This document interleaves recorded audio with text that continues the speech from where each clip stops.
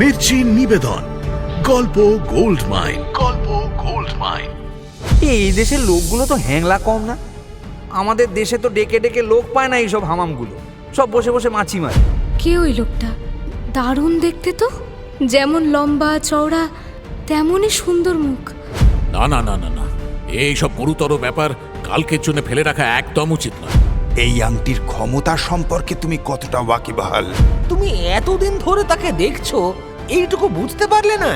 ওই বিষ আমার গালে লাগিয়ে আমাকে মেরে ফেলার চেষ্টা।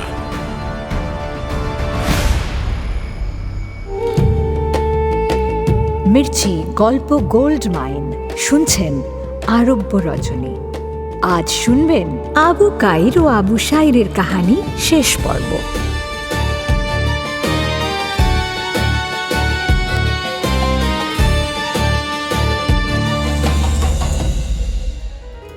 নাপিত আবু শাইরকে অসুস্থ অবস্থায় ফেলে রেখে সরাইখানা থেকে পালায় রজক আবু কাইর।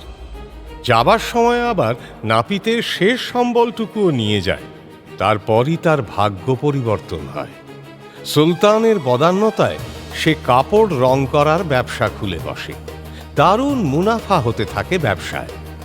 কিন্তু নাপিত আবু শাইরের নসিব তখনও পীড়িত। সরাইখানার মালিকের দয়ায় জানটুকু কোনো রকমে রক্ষা পেয়েছে তার, বাকি সবই হারিয়েছে সে। রজক আবু কাইরের ভাগ্য বদলায় যেমন, তেমন তার কিছু নতুন শত্রুও তৈরি হয়ে যায়। তারা ওই রক্তপ্রবাল দেশের রজক। বাপ দাদার ব্যবসা করছে তারা। হঠাৎ করে ভিনদেশি আবু কাইর নিজের ব্যবসা ফেঁদে তাদের ব্যবসা লাটে ওঠানোর ব্যবস্থা পাকা করে ফেলে। রক্তপ্রবাল দেশের রজকরা তাই দল বেঁধে আবু কাইরের দোকানে হাজির হয়। স্বাভাবিকভাবেই তাদের মধ্যে আলাপ আলোচনা মোটেই সুখের হয় না।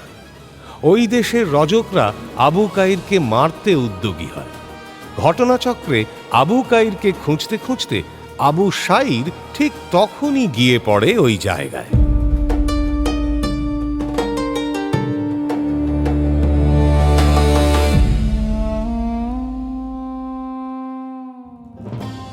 তারপর শুরু করো বেগম।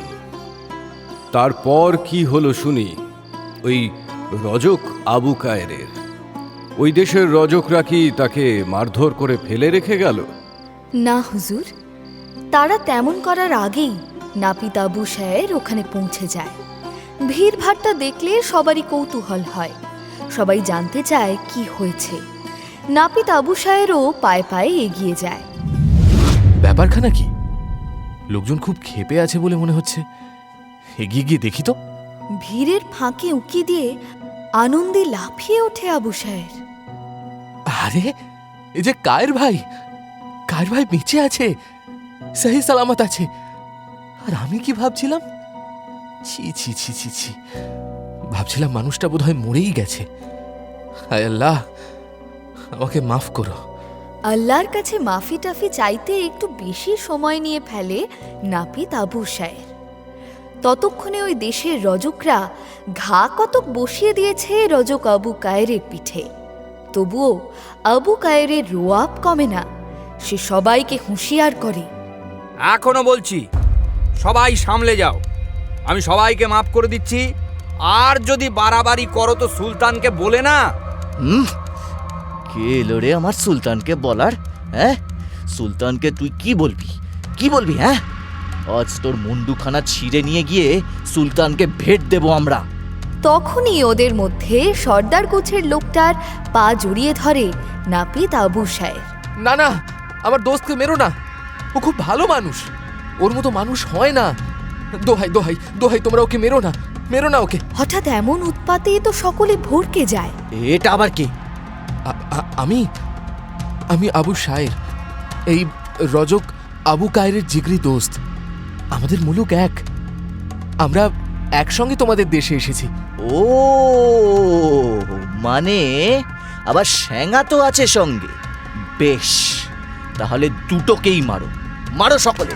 আবু শায়ের এসে পড়ায় রজক আবু কায়েরের দিক থেকে লোকের নজর ঘুরে যায় নাপিত আবু শায়েরের দিকে। লোকে আবু কায়েরকে ভুলে তাকেই বেধড়ক পেটায়। এই মওকায় রজক আবু কায়ের দরজার আড়ালে লুকায়।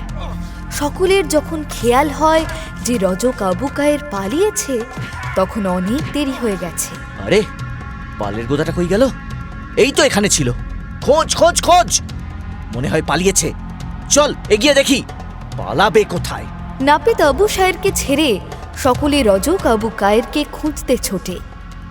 জানে বাঁচে আবু সায়ের, কিন্তু এমন একটা কাণ্ড ঘটে যেটা সে খোয়াবেও আশা করেনি।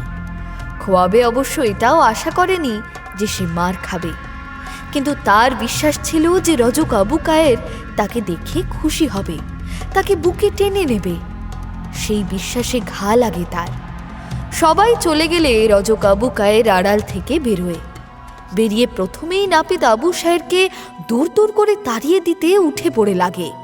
এই হারামজাদা, ভাগ এখান থেকে, ভাগ। আবু সায়ের তাকে নিজের পরিচয় দেয়। সে কি কায়ের ভাই, তুমি আমাকে ভাগিয়ে দিচ্ছ? চিনতে পারছো না আমাকে? আমি আবু সায়ের। কে আবু সায়ের?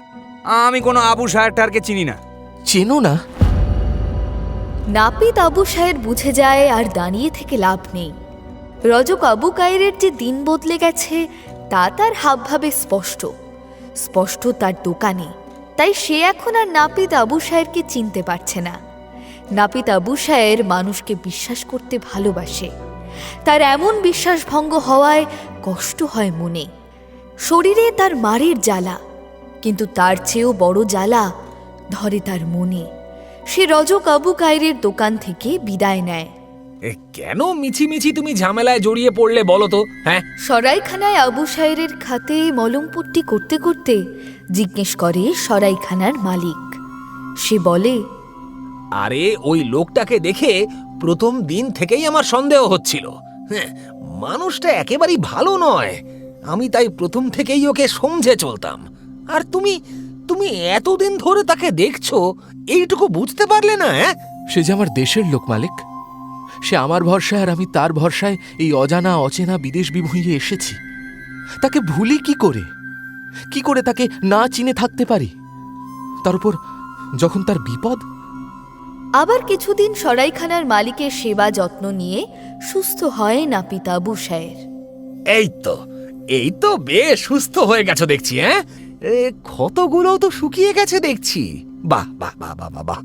ক্ষতগুলো শুকিয়ে গেছে ঠিকই, কিন্তু দাগ মেটেনি। আরে এত তাড়াতাড়ি কি দাগ মেটে? সময় লাগে মিটতে। আমাদের হেকিম সাহেবের কাছে দারুণ একটা দাওয়াই আছে, আমি তোমাকে এনে দেব। তোমার ওই দাগের উপর 7 দিন লাগাবে। 8 দিনের দিন দাগ আর খুঁজে পাবে না। আমি সেই দাগের কথা বলছি না মালিক। শরীরের দাগ নিয়ে আমার কোনো চিন্তা নেই। আছে, থাক না নিজের মতো, আমার তো কোনো সমস্যা করছে না। আমি বলছি মনের দাগের কথা। এই বুকে যে দাগ লেগেছে। আরে ওফ, তুমি সেই আবার তোমার দোস্তের কথা শুরু করলে। তুমি তো দেখছি তাকে ভুলতেই পারছো না। চাইলেই কি ভোলা যায়? আরে তার কথা এবার ছাড়ো, বাদ দাও। শোনো, তুমি যাও তো, যাও, তুমি স্নান সেরে এসো। তোমার খানা আমি লাগিয়ে দিচ্ছি। তোমার কর্জে আমি কি করে শোধ করব? আরে বাবা, এতে কর্জের কি আছে? এই যে তুমি আমায় এত দিন ধরে থাকতে দিলে, আমার সেবা শুশ্রূষা করলে, আমাকে খানা খাওয়ালে। আরে দূর, ছাড়ো তো ওসব। তোমাকে আমার বেশ লেগেছে। তুমি মানুষ ভালো, তাই এসব করছি। ওইসব কর্জ কিছু নয়। তুমি আমার মেহমান, মেহমানের কাছে আবার কর্জ কি? মেহমানের জন্য তো এইটুকু করাই যায়। না ভাই, আমি দেশে ফেরার আগে তোমার কর্জ চুকিয়ে দিয়ে যাব। ঠিক আছে, সে দিও, কিন্তু এখন তো গোসল সেরে এসো। আমি খানাটা লাগাই, যাও। গোসল? অনেকদিন হামামে স্নান করিনি। আমাকে 2 দিরহাম দেবে ভাই? একটু হামামে গিয়ে গোসল করে আসি। হামাম? সে আবার কি? কেন? ওই যেখানে সবাই গিয়ে গোসল করে, গোসল করানোর দোকান বলতে পারো। গোসল করানোর দোকান? বাবা, সেও আবার হয় নাকি? না হওয়ার কি আছে, আমাদের মুলুকে তো রাস্তার মোড়ে মোড়ে আছে। আচ্ছা, কি হয় সেখানে? শুনি, এই স্নান টান করায় নাকি? সেখানে লোক থাকে, ছোট বড় নানা মাপের চৌবাচ্চা থাকে। তার কোনোটায় ঠান্ডা পানি, কোনোটায় গরম পানি। সেখানে লোকে যায়। প্রথমে বসে একটু জিরিয়ে নেয়, তারপর যার যেমন ইচ্ছা সেইভাবে তাকে স্নান করিয়ে দেয় হামামের লোকগুলো। ধরো তুমি যদি বলো তেল মালিশ করে স্নান করবে, তো তেল মালিশ করে তারপর গোসল করিয়ে দেয়।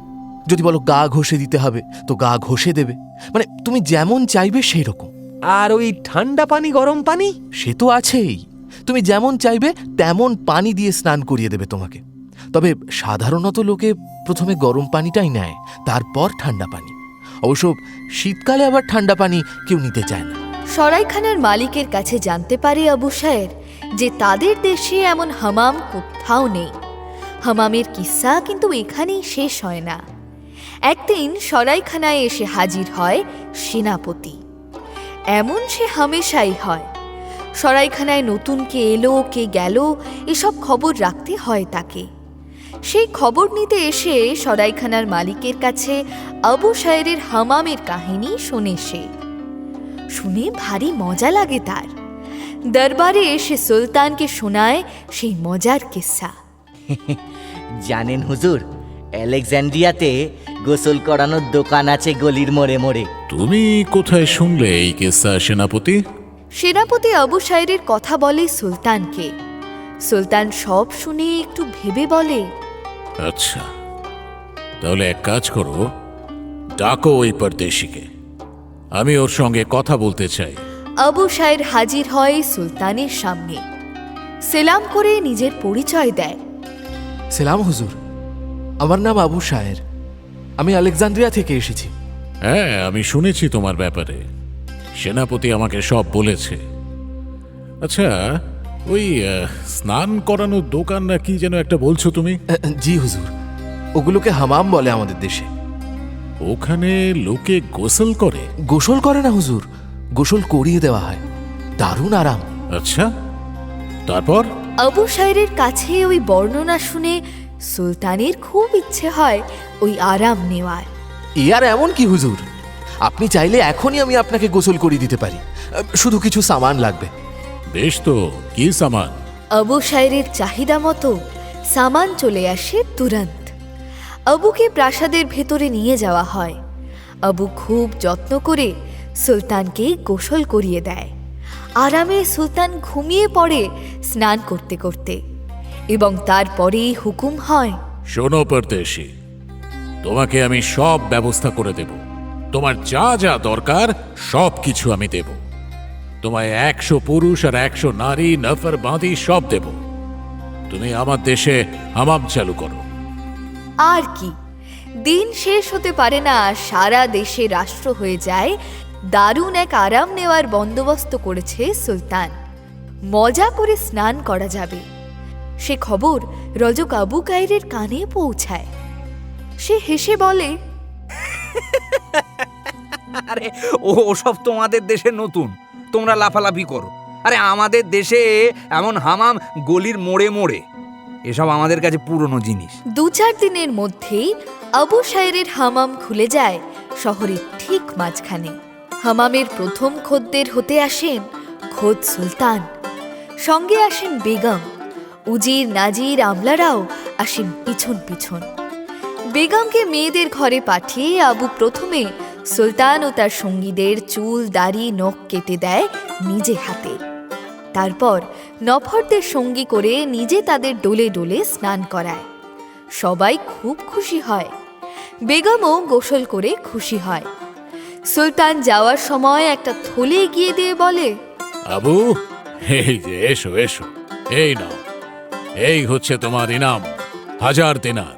সুলতান গোসল করে খুশি হয়েছেন, 1000 দিনার ইনাম দিয়েছেন।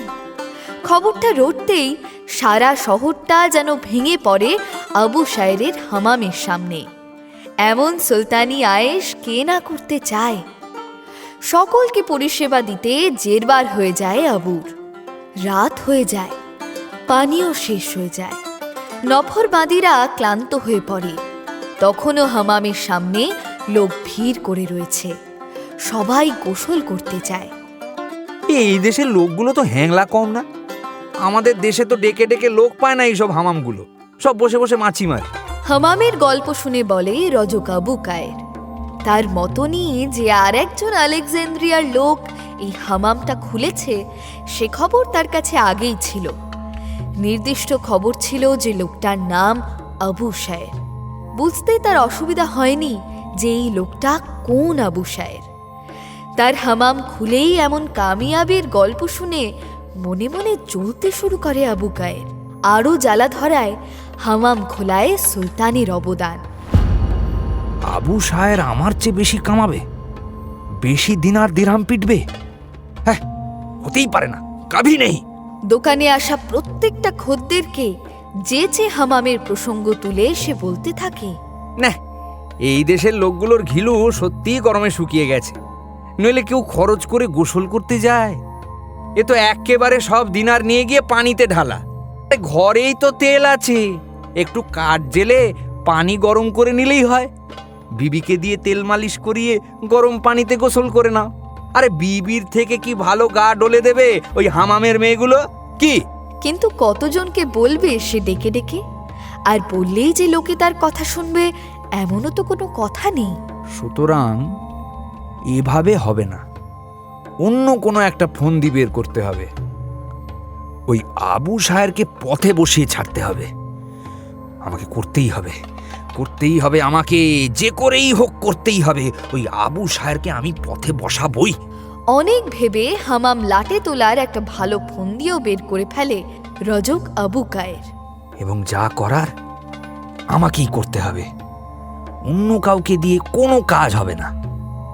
কিন্তু কথা হচ্ছে, শায়ের ভাই কি আমার কথা শুনবে? শুনবে না কেন? আগে তো আমার কথায় উঠতো আর বসতো, এখনো নিশ্চয়ই তাই হবে। পরদিনই সে হাজির হয় হামামে। নাপিত আবু শায়ের তখন খদ্দের নিয়ে ব্যস্ত। শাড়ি দিয়ে বসে আছে সব্বাই। আবু সবার চুল দাড়ি কেটে দিচ্ছে একে একে। এর মধ্যেই রজক আবু কায়ের তার সামনে গিয়ে দাঁড়ায়। কেমন আছো শায়ের ভাই? আবু কায়েরকে দেখে খুশি হতে পারে না নাপিত আবু শায়ের। তার কাছ থেকে যে ব্যবহার সে পেয়েছে তাতে খুশি হওয়ার কথাও নয়। তার উপরে আর ভরসা করে না সে। কিন্তু আবু কায়ের নাছোড় বান্দা, সে আবার খোঁচায়। কি হলো? আমার উপর রাগ করেছো বুঝি? এবার মুখ খোলে নাপিত আবু শায়ের। তবে তার ভাষা বন্ধুর ভাষা নয়, পাক্কা ব্যবসায়ী ভাষা। চুল দাড়ি কাটতে চাও তো সময় লাগবে। তোমার আগে এই 8 জন বসে আছে। সে তুমি করো না আস্তে ধীরে, কে তোমায় তাড়া দিচ্ছে? 8 জন কেন, 8000 জন থাকলেও আমি বসবো। কতদিন পর দেখা দুজনের, একটু গল্প গুজব হবে না? কি গল্প করার মতো সময় নেই আমার। গল্প করতে যদি এসে থাকো তাহলে তুমি এখন আসতে পারো। খদ্দের ছেড়ে তোমার সঙ্গে তো গল্প করতে পারবো না। আরে শায়ের ভাই, তুমি দেখছি আমার উপর দারুণ ক্ষেপে আছো। আচ্ছা, আমি তোমার কোন পাকা ধানে মই দিয়েছি বলো তো? পাকা ধানে মই তো দাওনি, চিনতে অস্বীকার করেছো।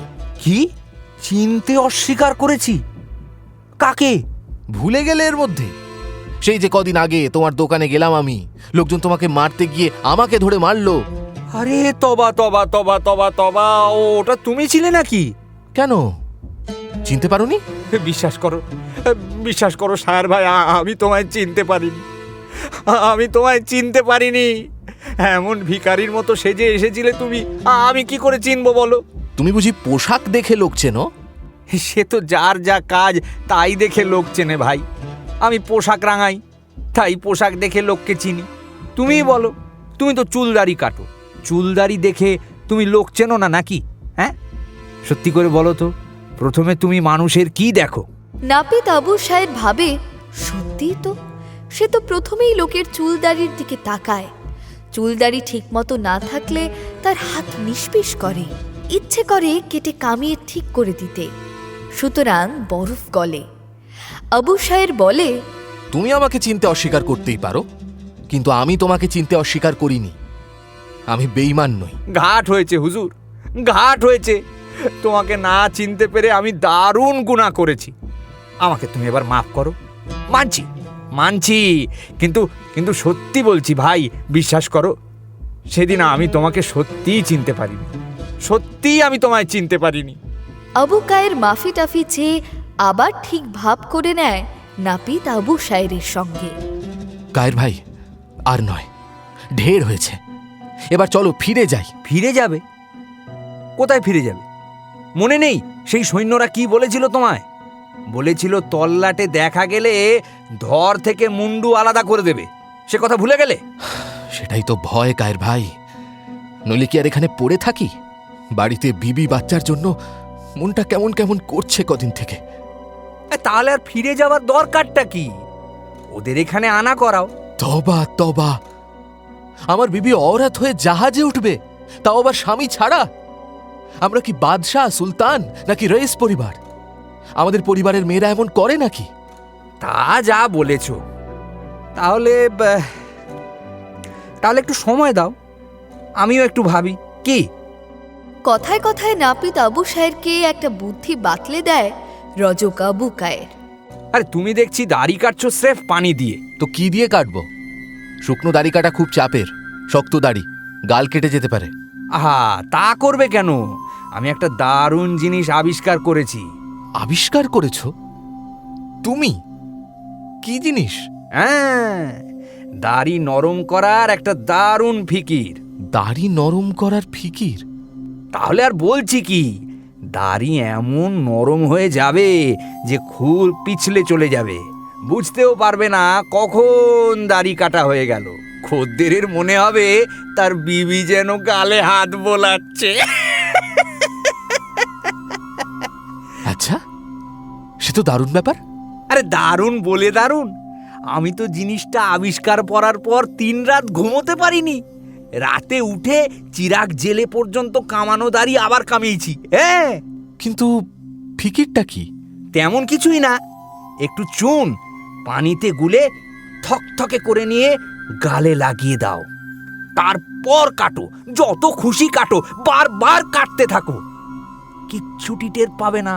হ্যাঁ, আমি হলফ করে বলতে পারি সুলতানকে যদি করে দিতে পারো তো সুলতান দারুণ খুশ হয়ে যাবেন। আর চাই কি, ইনামে 10-20 হাজার দিনার দিয়ে দেবেন তোমাকে। হ্যাঁ, সে তো সুলতান এমনিই দেন, স্নান করে ইনাম দিয়ে যান। 10,000 দিনারের কম দেননি কোনোদিন। কথাটা শুনে রজক আবু কায়েরের কলিজাটা যেন ফেটে যায়।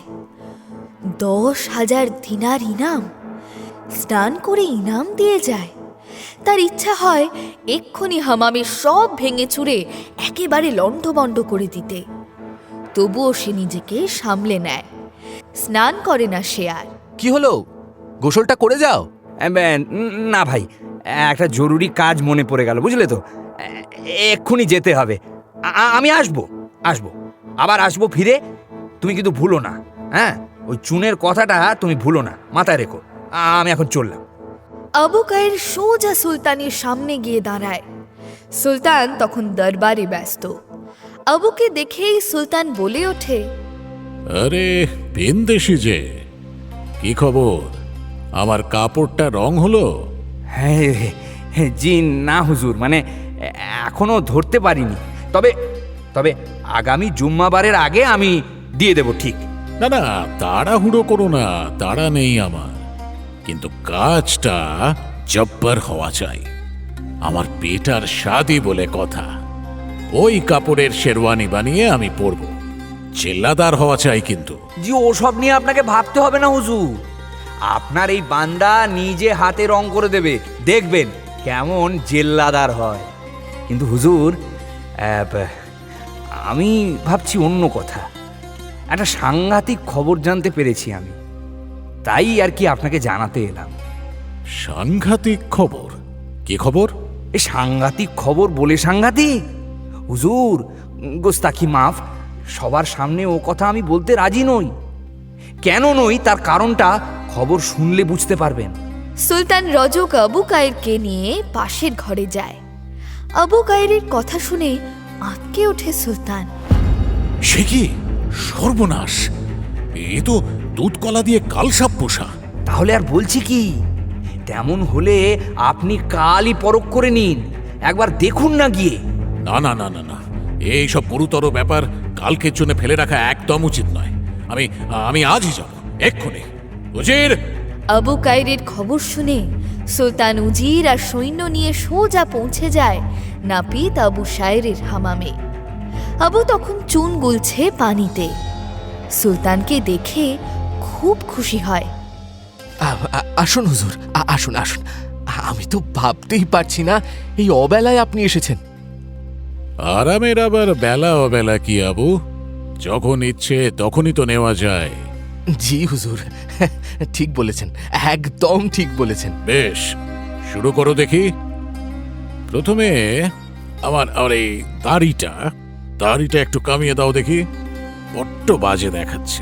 আবু সায়ের ভাবে এই সুযোগ, সুলতানের গালে চুনের গোলাটা লাগিয়ে সে নাম কিনবে। সে সুলতানকে বসিয়ে চুনের গোলা বের করে। অমনি সুলতান জিজ্ঞেস করে, এটা আবার কি?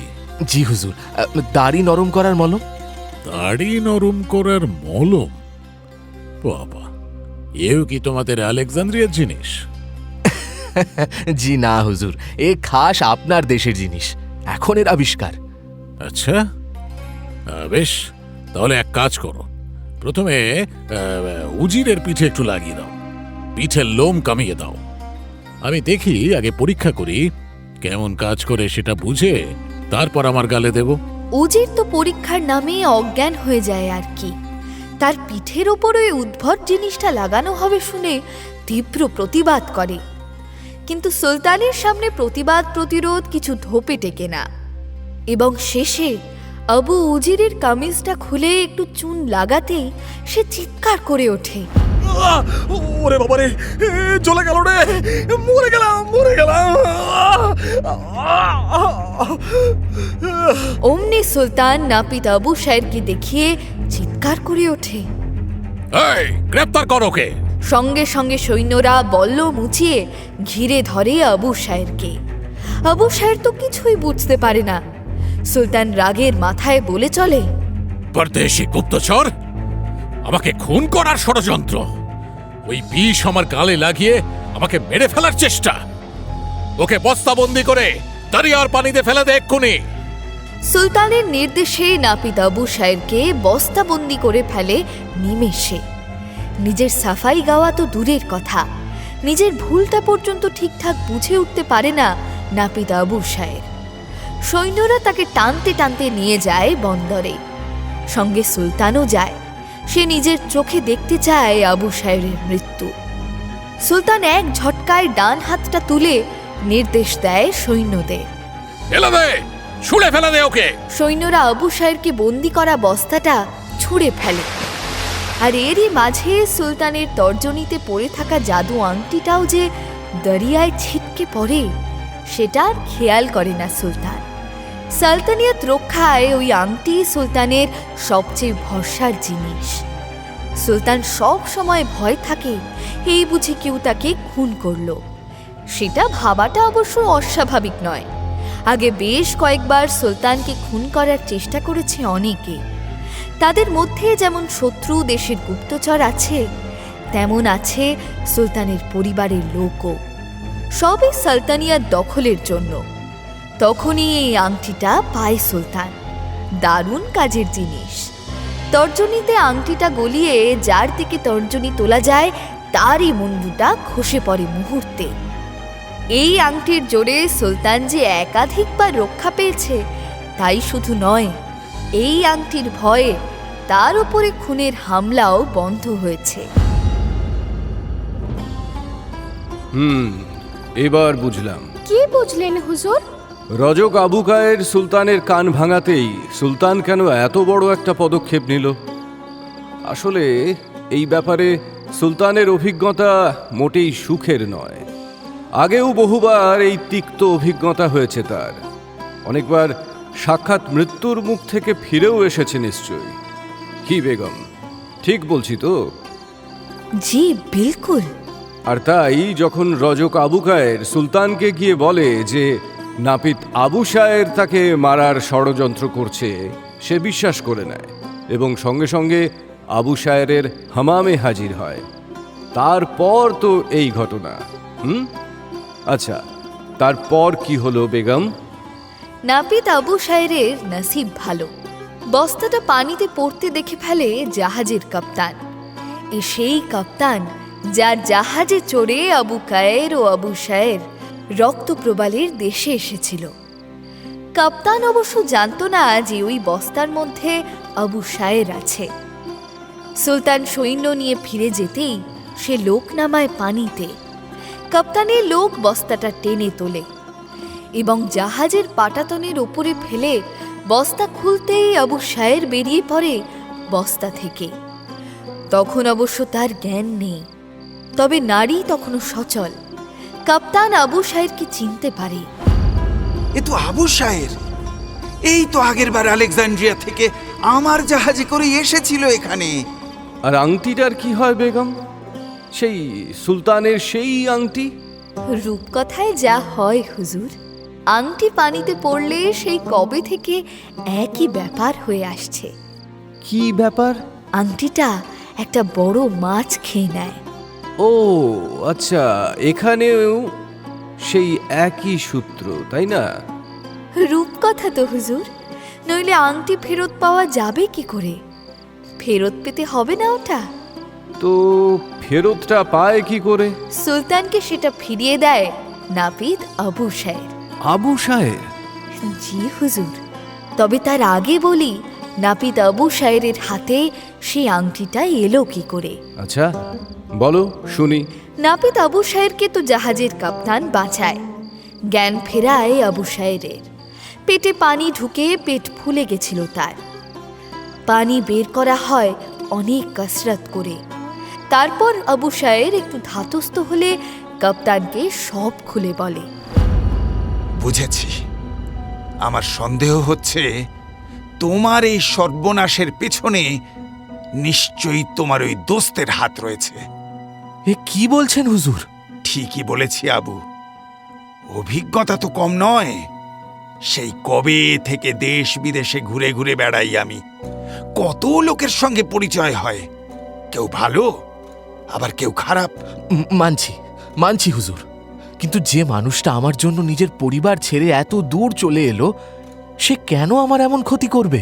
আহা, এইটাই ভুল ভাবছো তুমি আবু। তোমার জন্য ও আসেনি, ও নিজের জন্য তোমাকে নিয়ে এসেছে। এখন তোমার দরকার মিটে গেছে, তাইও তোমার এমন সর্বনাশ করে ছেড়েছে। নাপিত আবু সায়েরের কাপ্তানের কথা না মানার কারণ একটাই, সে তো আর জানে না যে আবু সায়ের সুলতানের কান ভাঙিয়েছে। সে শুধু জানে যে রজক আবু কায়ের তাকে মোক্ষম এক কায়দা বাতলে দিয়েছে, দাড়ি নরম করার কায়দা। ওই কায়দার মধ্যেই লুকিয়ে আছে তোমার দোস্তের ষড়যন্ত্র করার প্রমাণ। তুমি সত্যি বোকা আবু, এত বয়স হলো তোমার আর এটা বুঝলে না যে চুন শরীরে লাগলে জ্বালা করে? এ তো আর পানে দিয়ে খাওয়ার কলি চুন নয়। তোমাকে চুন গুলতে বলে সে সুলতানকে ডেকে এনেছে তোমার হামামে। আমি হলফ করে বলতে পারি আবু, তুমি তার ষড়যন্ত্রের শিকার হয়েছ। এতক্ষণে আবুর বোধোদয় হয়। সে বুঝতে পারে আবু কায়রের দুষ্টুমি।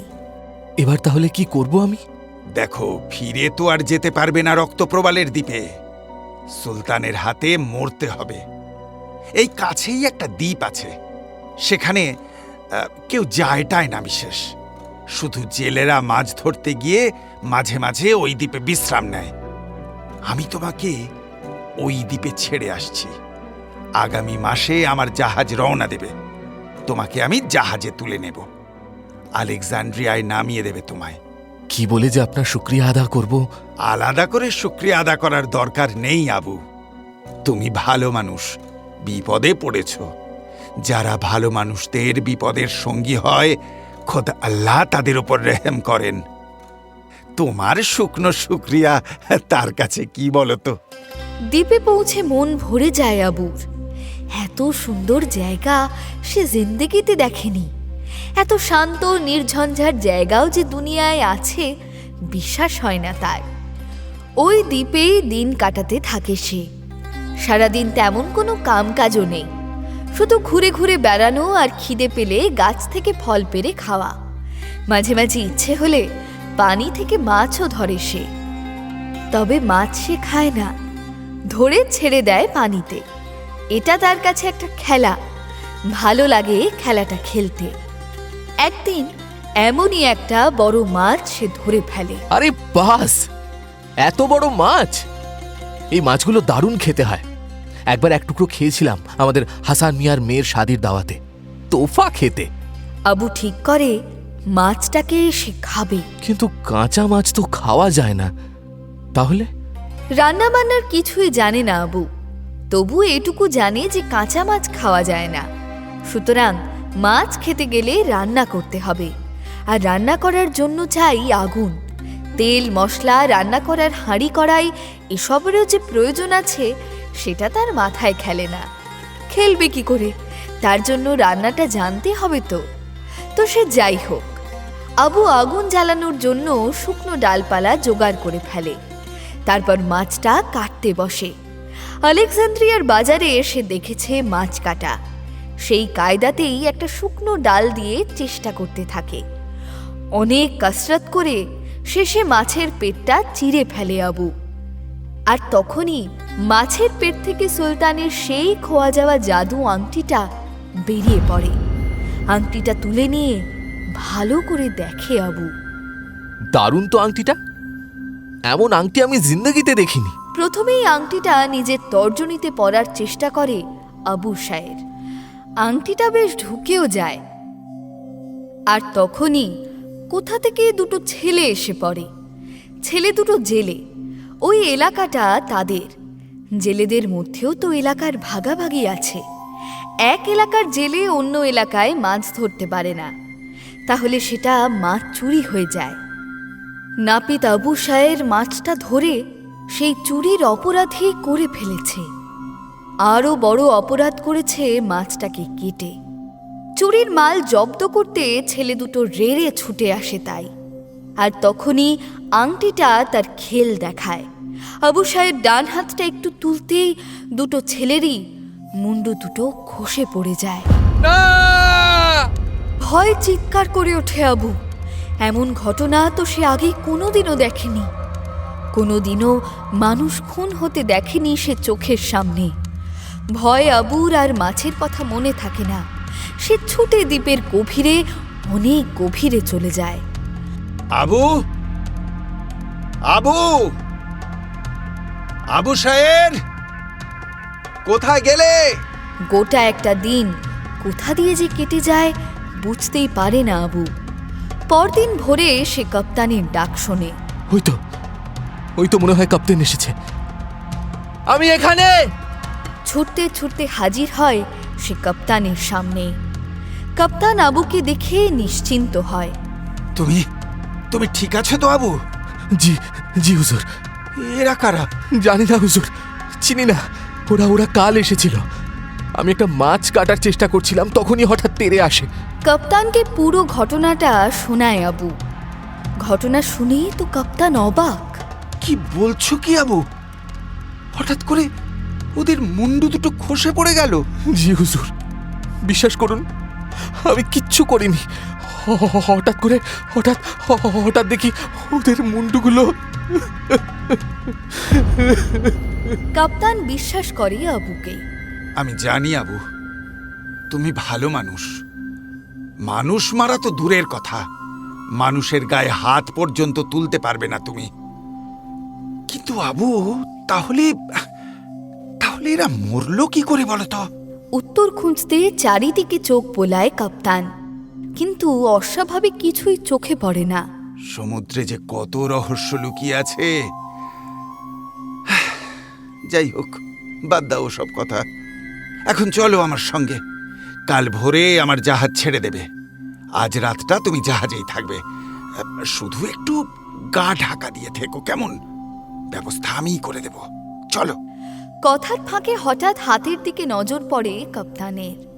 কাপ্তান আর্তনাদ করে ওঠে। এই আংটিটা তুমি কোথায় পেলে? আংটি? সত্যি তো, আংটির কথা তো ভুলেই মেরে দিয়েছিল আবু। কাপ্তান মনে করাতে ডান হাতটা তুলতে যায় আবু। কাপ্তান বাধা দেয়। না না আবু, খবরদার, হাত তুলো না। হাত পিছন দিকে করে নাও। হঠাৎ কাপ্তান কেন এমন করছে বুঝতে পারে না আবু। সে বোকার মতো হাতটা পেছনে নেয়। ডান হাতটা আবার সামনে করতে যেতেই কাপ্তান আবার বাধা দেয় আবুকে। না, হাত সামনে এনো না। যা দেখার আমার সব দেখা হয়ে গেছে। শুধু সত্যি করে বলো বাবু, এই এই আংটি তুমি কোথায় পেলে? জি, ওই ওই মাছটার পেটে ছিল।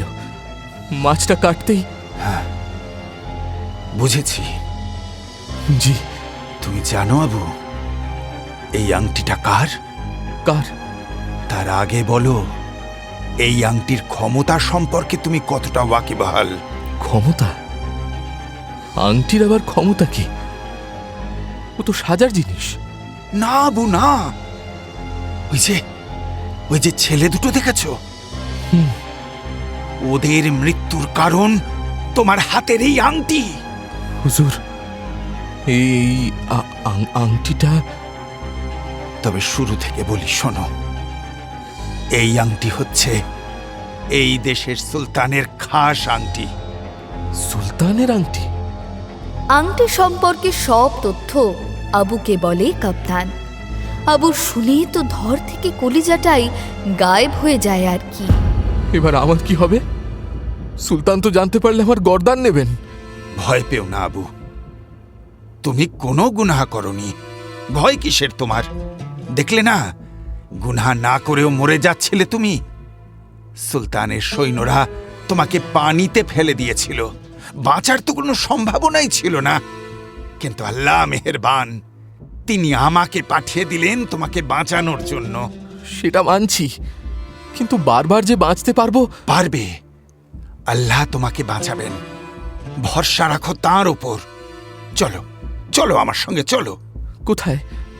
আলেকজান্দ্রিয়া, আমার মুলুক?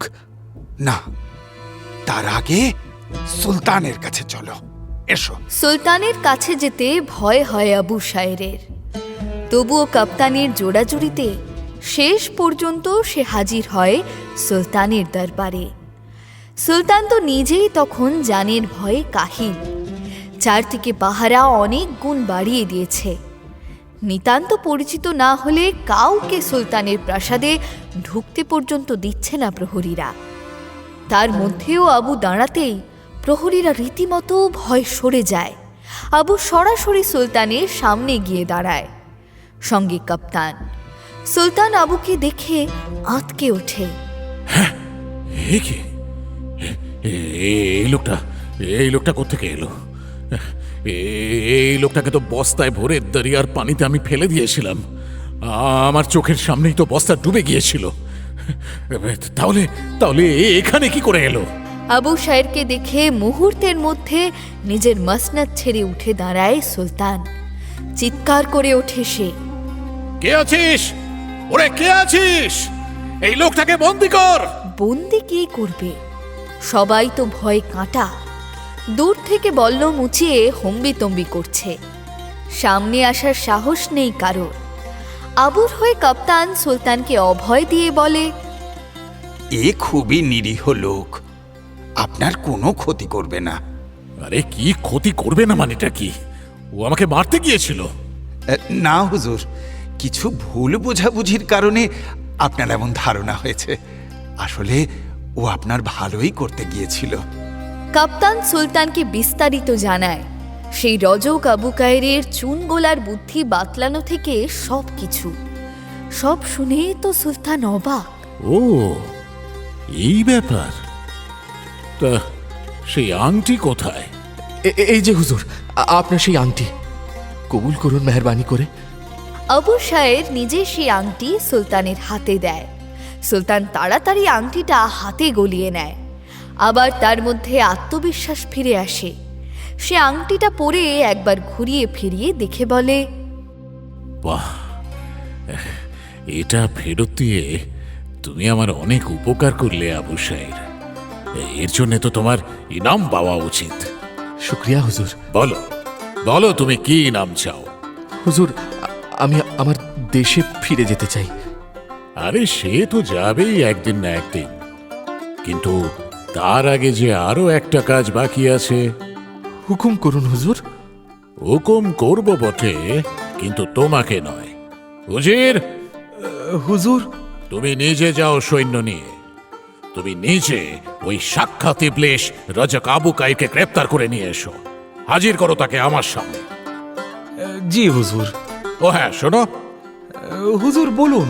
মনে রাখবে, তার জন্য কিন্তু তুমিও বিপদে পড়েছিলে, সুতরাং তার আতিথেয়তায় কোনো কসুর বাকি রেখো না। জি। সুলতানের হুকুমে উজির সেনা নিয়ে ছোটে রজক আবু কায়রের দোকানে। আবু তখন দোকানেই ছিল। উজিরকে দেখে লম্বা সেলাম ঠুকে বলে, আসুন হুজুর, আসুন। আমাকে ডেকো না আবু, বরং তুমি আমার সঙ্গে এসো। আমি আসলে তোমাকে ডাকতে এসেছি। হ্যাঁ, আমাকে ডাকতে এসেছেন? হঠাৎ আবার কোথায় ডাকতে আসলো উজির? বেশ অবাক হয় আবু কায়ের। মানে সত্যি আমাকে ডাকতে এসেছেন? কোথাও যেতে হবে বুঝি আমাকে? বিলকুল। হো, তাই? কোথায়? মরতে আবার কোথায়? হ্যাঁ, কি বললেন? মরতে? কি যাতা বলছেন হুজুর? মানে মাথা খারাপ হয়ে গেল নাকি আপনার? আমি মরতে কেন যাব? মানে আমি মরতে যাব কোন দুঃখে? দুঃখ কি আর একটা? হ্যাঁ, অনেক দুঃখ। তুমি ওই নাপিতকে অনেক দুঃখ দিয়েছো। তুমি সুলতানকে পর্যন্ত রেয়াত করনি, তাকে পর্যন্ত তোমার ষড়যন্ত্রের গুটি বানিয়ে ছেড়েছো। আমাকেও নাস্তানাবুদ করেছো তুমি। উজিরের কথায় পায়ের তলার জমিন সরে যায় আবু। সে লাফ দিয়ে দোকানের ভিতরে ঢুকে একটা বড় শাবল হাতে তুলে নিয়ে শাসাতে থাকে। খবরদার, খবরদার! কেউ যদি এক পা এগিয়েছো তো এক্ষুনি খুন করে ফেলবো, এক্ষুনি আমি খুন করে ফেলবো। তবে তার সেই বাধা ধোপে টেকে না। এই যাও, ওকে গিয়ে ধরো, যাও। উজিরের নির্দেশে সৈন্যরা ঝাঁপিয়ে পড়ে তার উপর। তাকে মুহূর্তের মধ্যে দড়ি দিয়ে বেঁধে ফেলে। শহরের রাস্তা দিয়ে তাকে হাঁটিয়ে নিয়ে যাওয়া হয় সুলতানের দরবারে। উজির আবার জোরে, বলছি হুজুর, ওই আবু কাইর না আরো একটা দোষ করেছে। ওঠে, কি দোষ? জি, হামলা। সরকারি লোকের উপর অস্ত্র নিয়েও হামলা করেছে। আমাকেও শাবল উঁচিয়ে খুন করার হুমকি দিয়েছে হুজুর। না হুজুর, একেবারে না, আমি মোটেই মেরে ফেলতে চাইনি। চুপ করো বেয়াদব! জানো, শুধু এই একটা অপরাধেই তোমার ফাঁসির হুকুম দিতে পারি আমি। রজক আবু কায়ের বুঝতে পারে যে তার দিন ঘনিয়ে এসেছে।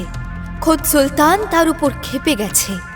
না, এত সহজে মরবো না আমি, কিছুতেই মরবো না। ওই আবু শায়েরের সর্বনাশ করে তবেই। ভরা দরবারে হঠাৎ পাশে দাঁড়িয়ে থাকা নাপিত আবু শায়েরের উপর ঝাঁপিয়ে পড়তে যায় রজক আবু কায়ের। আর তখনই সুলতান তার ডান হাতের তর্জনীটা তুলে ধরে। নিমেষে রজক আবু কায়েরের মুন্ডুটা খসে মাটিতে গড়াগড়ি খেতে শুরু করে। খোদা! তারপর আর নাপিত আবু শায়েরকে কাজ ছাড়া করে না সুলতান। উল্টে তার বিবি বাচ্চাদের রক্তপ্রবালের দেশে আনিয়ে নেয়। সেখানেই আবু শায়ের হামামের ব্যবসা করে বাকি জীবনটা সুখে শান্তিতে কাটিয়ে দেয়। বাহ, দারুণ! এমন হিংসার কাহিনী আগে কখনো শুনিনি। বুঝলে দুনিয়াজাদ, এই জন্যই বলে হিংসা করতে নেই। আমাকে কেন বলছেন হুজুর? হ্যাঁ, কারণ এই যে তুমি আমায় হিংসা করো। কি আপা, তুমি কিন্তু হুজুরকে সাবধান হতে বলো। আমার নামে এমন মিথ্যে কথা কিন্তু আমি একদম সহ্য করব না। বারে, তুমি আমায় হিংসা করো না? এই যে তোমার আপাকে আমি তোমার কাছ থেকে ছিনিয়ে নিয়েছি, এর জন্য হিংসা হয় না বুঝি? কি দেখেছো আপা, হুজুর কিন্তু এবার কিন্তু আমি কেঁদে ফেলবে। না, আমি বড় হয়ে গেছি, আমি মোটেও কাঁদি না। উফ, আপনারা মেহেরবানি করে থামবেন। এই রাতে এমন করলে লোকে কি বলবে? থামতে পারি যদি নতুন কোনো কাহিনী আমায় শোনাও। সেটা ভদ্রভাবে বললেই হয়, আমাকে চটানোর কি হয়েছে? আহ বেহেন, মুখ সামলে কথা বলো। ওকে বকো না বেগম, এটুকু গোস্তাকি শালি তো করতেই পারে জামাইবাবুর সঙ্গে, তাই না? তুমি বরং কাহিনী শোনাও এখন। উফ, এই শালি জামাইবাবু না। যাই হোক, একটা ছোট দেখে কাহানি শোনাই। ইরাকের হীরা সম্রাট নেমানের শাহজাদির নাম ফাতেমা। ফাতেমা যেমন সুন্দরী তেমনই বদরাগী। সম্রাট নেমান নিজের মেয়েকে খুব যত্ন নিয়ে বড় করে তোলে, তার জন্য আলাদা প্রাসাদ তৈরি করে। সেই প্রাসাদে একমাত্র ফাতেমার দাসী বাঁধি ছাড়া আর কারো ঢোকার অনুমতি নেই।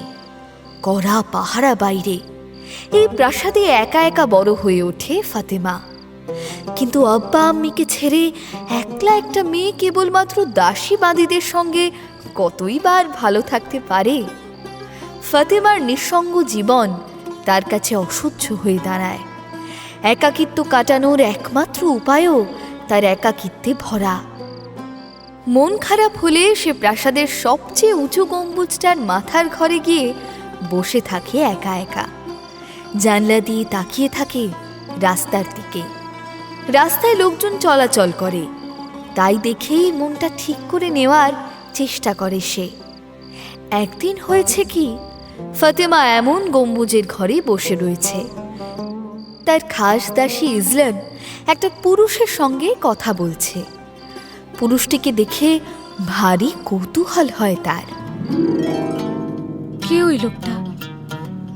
দারুণ দেখতে তো, যেমন লম্বা চওড়া তেমনই সুন্দর মুখ, গায়ের রংটা যেন দুধে জাফরান গোলা। দাসী ইজলানকে জিজ্ঞেস করতেই সে কোমর দুলিয়ে ঘাড় বেঁকিয়ে বলে, সে কি গো, ওকে তুমি চেনো না? ওকে তো সারা দুনিয়া চেনে। ও হলো একজন কবি। কবি? কবিরা এমন দেখতে হয় বুঝি? এত সুন্দর? সবাই নয়, তবে কিছু কিছু কবি দেখতে সুন্দরও হয়। মনটা তাদের সবার সুন্দর জানো, নইলে কবিতা লিখতে পারে না যে। কি নাম রে তোর ওই কবির? অমন করে বলো না গো, অমন করে বলো না। ওই কবি যদি আমার হয় তাহলে তো আমি খুশিতেই মরে যাব। তুই মরে যা, তুই মরে যা মুখপুরি। নাম জিজ্ঞাসা করছি আর উনি ঢং করছেন। তোর মরে যাওয়াই ভালো, বুঝলি? তোর মরে যাওয়াই ভালো। আরে আরে, চড়ছো কেন শেহজাদি? ওর নাম শুনবে? ওর নাম মুরাকেশ। মুরাকেশ? সে শুধু দেখতে মিষ্টি নয়, তার কবিতাও যেমন মিষ্টি তেমনি মিষ্টি তার স্বভাব। কি মিষ্টি মিষ্টি কথা বলে দেখলে না? আমার সঙ্গে কেমন করে হেসে হেসে কথা কইছিল দেখলে? হেসে কথা কইছিল না ছাই, অমন হেসে হেসে কথা সবাই কইতে পারে। তুই এখন যা তো, আমার মাথা খাস না, যা এখান থেকে। ও মা, আমি আবার কখন তোমার মাথা খেলাম? তুমি তো আমাকে ডেকে জিজ্ঞেস করলে ওর কথা। ওর কথা? ওর কথা মানে? তোর ইয়ার দোষ নাকি রে মুখপুরি? ও ও করছিস? ইজ্জত দিয়ে কথা বলতে শিখিসনি? বল ওনার। মলজা বলি, সে কি তোমার ইয়ার দোস্ত নাকি শেহজাদি, যে ও বলায় চটে যাচ্ছ? ইয়ার দোস্ত হলে তো ভালোই হতো শাহজাদির। প্রাণ ভরে কবিতা শুনতো আর চোখ ভরে দেখতো কবিতার কবিকে। কিন্তু সে একজন শাহজাদি। ছোট থেকে তাকে বংশমর্যাদা রক্ষা করার পাঠ দেওয়া হয়েছে। সে কি আর যার তার সঙ্গে দোস্তি করতে পারে? তাকে তো কারোর সঙ্গে কথা কইবার আগে পর্যন্ত বংশমর্যাদা যাচাই করে নিতে শেখানো হয়েছে। তাই সে কবি মুরাকেশের বংশমর্যাদা জানার এক দারুণ ফিকির বের করে। বাঁধি ইজলানকে বলে, শোন, কাল আবার ওর সঙ্গে দেখা করবি তুই। সত্যি? অত লাফানোর কিছু নেই, আমার একটা কাজ করে দিতে হবে তোকে। কি কি বলো বলো, তোমার কাছে নিয়ে আসবো তাকে? না শুনেই খামোকা কথা কোস না। শোন, কাল যখন ওর সঙ্গে দেখা করবি তখন ওকে একটা চন্দন কাঠের দাঁত খোঁচানোর কাঠি দিবি, আর সঙ্গে করে গুগল জেলে নিয়ে যাবি, কেমন? কেন হঠাৎ দাঁত খোঁচানোর কাঠি আর গুগল দিয়ে কি করে বংশমর্যাদা বোঝা যাবে? আমি বুঝিয়ে দিচ্ছি দুনিয়াজাদ।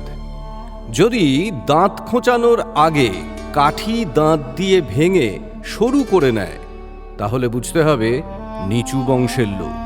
একই রকমভাবে যদি গুগল পে নিজের কামিজটা এগিয়ে ধরে কামিজটাকে সুগন্ধে ভরিয়ে নেওয়ার জন্য, তাহলেও বুঝতে হবে সে নিচু বংশের লোক। তো কবি মুরাকেশ কি করে?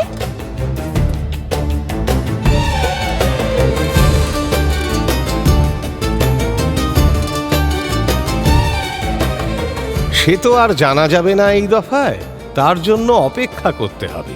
পরের পর্বে জানা যাবে কি করে সে। কি মনে হয়, কবি মানুষ কি অসভ্যতা করতে পারে?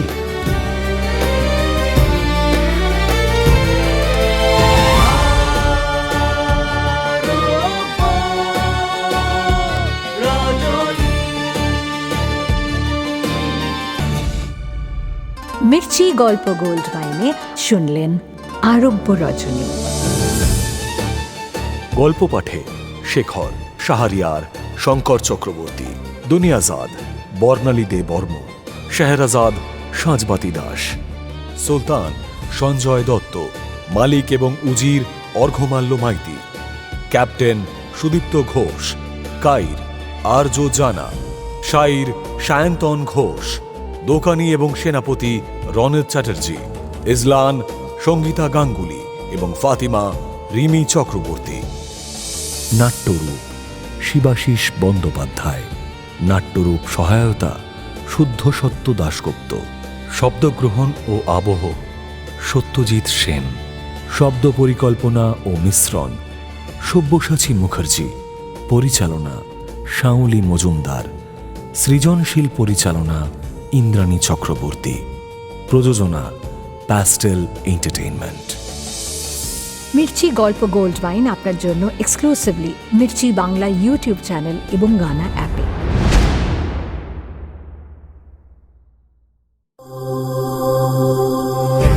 মির্চি নিবেদন গল্প গোল্ড মাইন।